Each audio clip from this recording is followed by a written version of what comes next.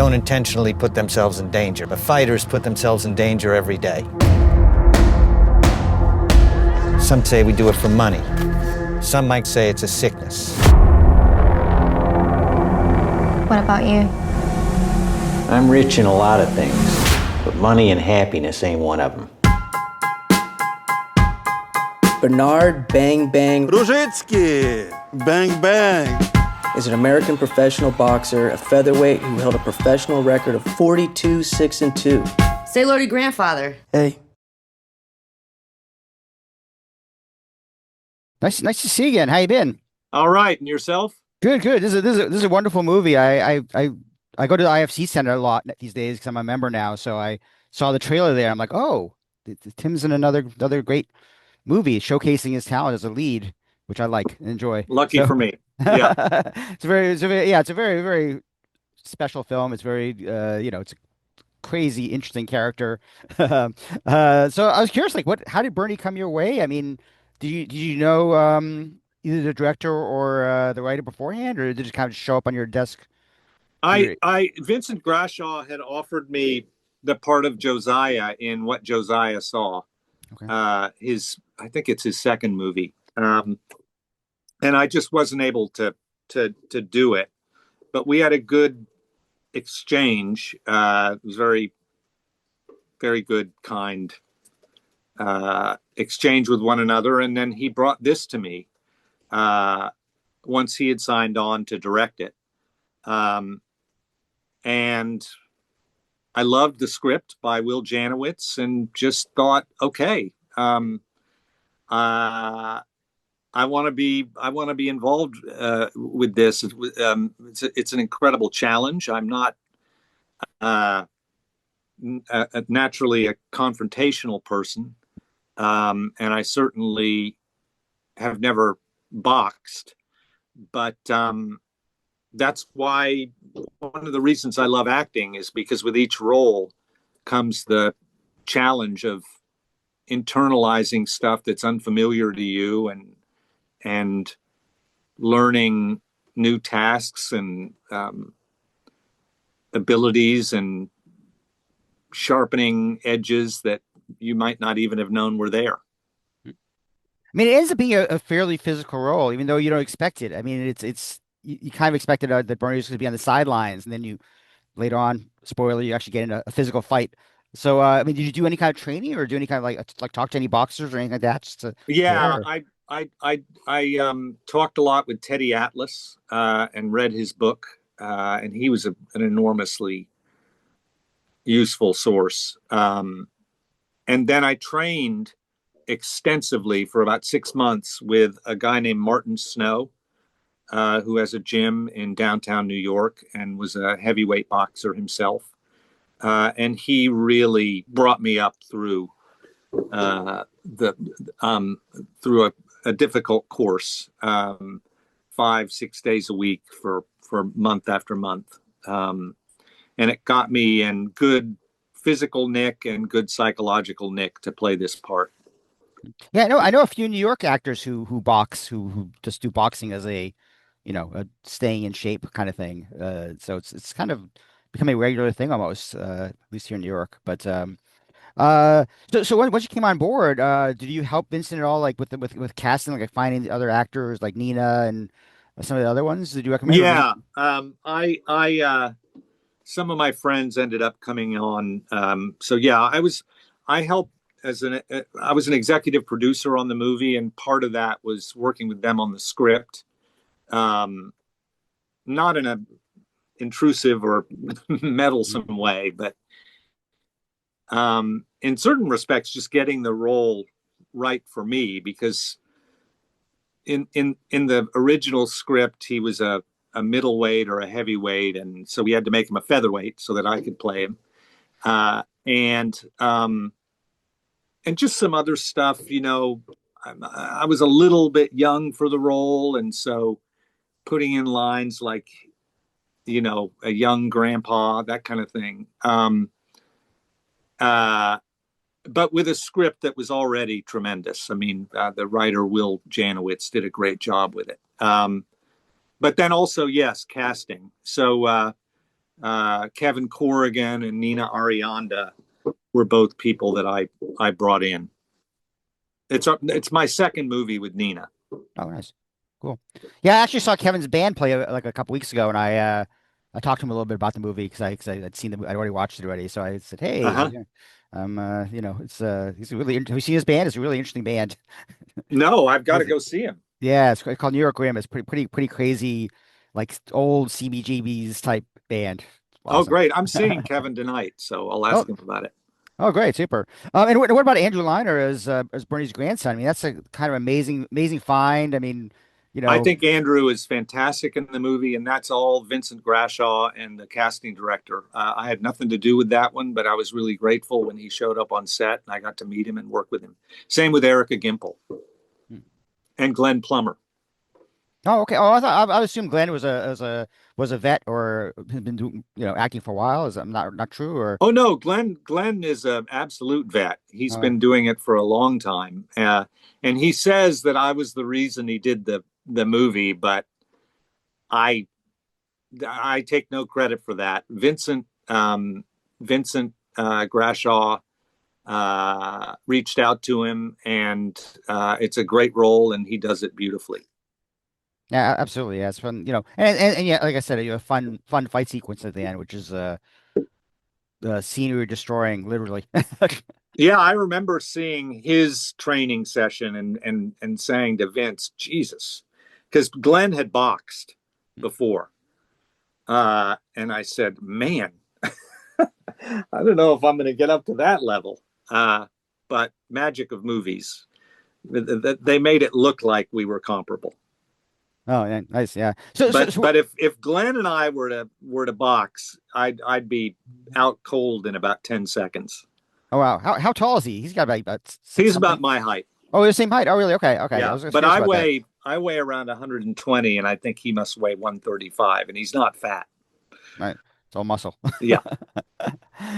So what do you tap into to play a character like Bernie? I mean, you get asked this a lot as an actor, I'm sure, but I mean, like Bernie is like he's a character. He's like very ornery, has some great lines, but he's constantly angry. And I'm not sure, as an actor, is it easy to get in and out of that kind of role, or?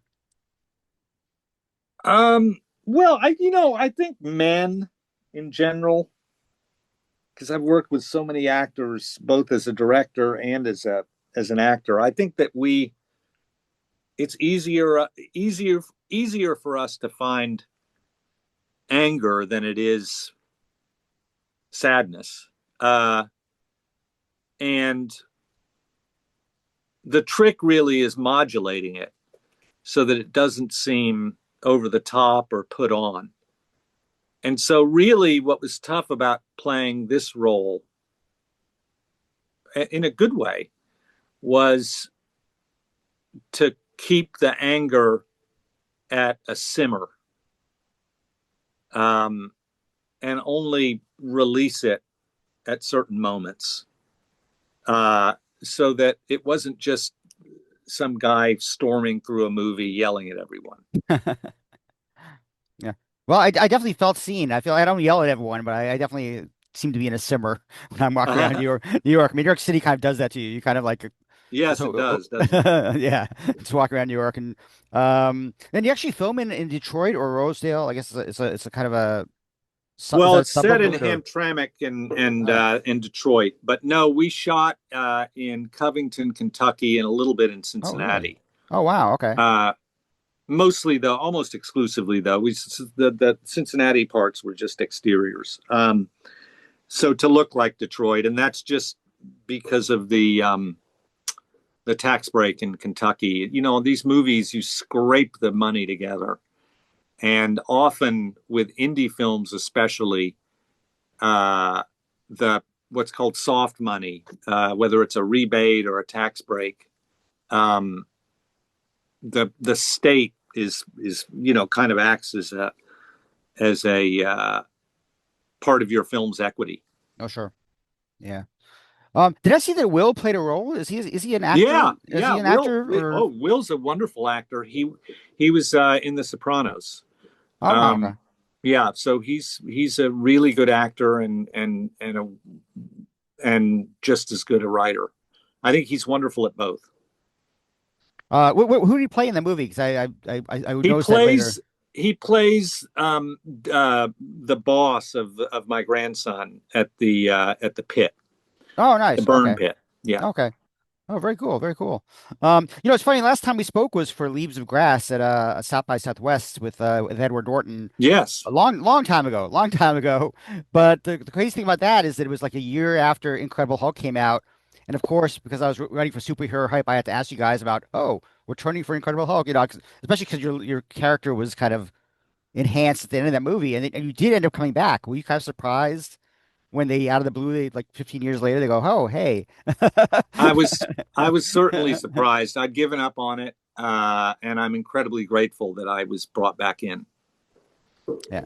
There's a character I love in the comics. I just wish they gave you a bigger head, though. Your head wasn't big enough to really get the full. Yeah, the Julius Ona, the wonderful director of the movie, wanted to make sure everything felt grounded, and Sure. we did play with a head that is that modeled after the one in the print comics, and it just wasn't right in the aesthetic that he wanted in terms of a more grounded. It seems strange to say this when you have a red Hulk destroying the White House, but a more grounded, realistic world, and it just felt out of place. And so they went with the sort of corrugations of the brain protruding through the skull. Which I think is very interesting. So Sure. But I mean, as a kid, when you first see the leader on the cover of Yeah. the comic, that giant head is like, oh my God, you're like 10 or 11, like Yeah. when I first experienced him. That's pretty crazy. Are you directing again or planning to direct more stuff? I mean, I think the first time I even found out about you was for when I saw Gray Zone at Landmark Sunshine, a great theater we had here, and I was just, I mean, I generally liked your movies as a director, so I'm curious about. So I am talking to you right now from a post-production facility where I am editing a movie that I wrote and directed this year. That will be at festivals next year.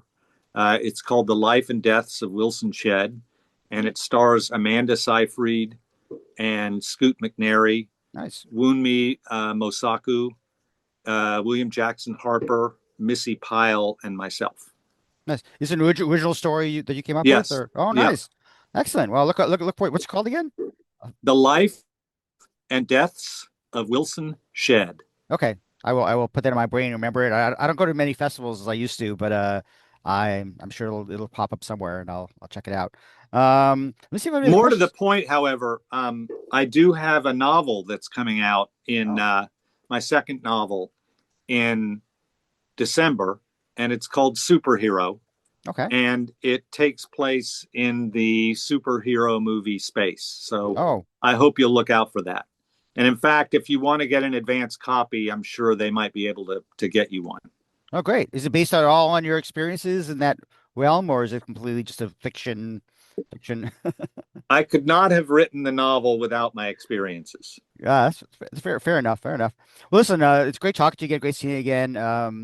I really enjoyed this movie. I'm glad I found out about it. I know you'll be at the IFC Center tomorrow with Ethan and with Steve Buscemi, so that's gonna be exciting. I'll be out of town, unfortunately, but Oh, well, thanks for your interest. yeah, and I'm sure they're gonna be great. Yes, the IFC Center's got really good with their Q&As. They have chairs now. Yeah. Used to be just standing on microphones. Now they have actual chairs for the guests, so it should be great. So, it's nice seeing you again. Can't wait to see what you do next for sure, and hopefully people go check this out because it's such a great role. So, All right. Take care. Thanks. Thanks so much. Bye. Was known for his wild and abrasive personality I need you to watch him for a while. I got to babysit? in and outside of the ring. My juicer will knock your taste buds. Where's the remote? Guy's a disgrace. You two fought, right? Every fighter has a weakness. That's yours. Get dressed. Making a comeback? No, we're here for you. Bringing pride back to the Rozyski name. Why'd you come here? Don't be shy. I want you to hit your grandpa. like a piston. Now that's how you hit your grandpa. I've never trained anyone before. Never wanted to. It's swimming around in your DNA. Others may have forgotten what he did, but I haven't. You ever think about why he threw that fight? I don't want him thinking that the only way out is through boxing! Where you headed tonight?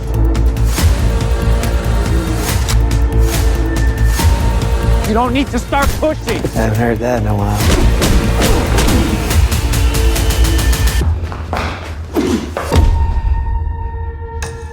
So, how'd you get the name Bang Bang? Punching people.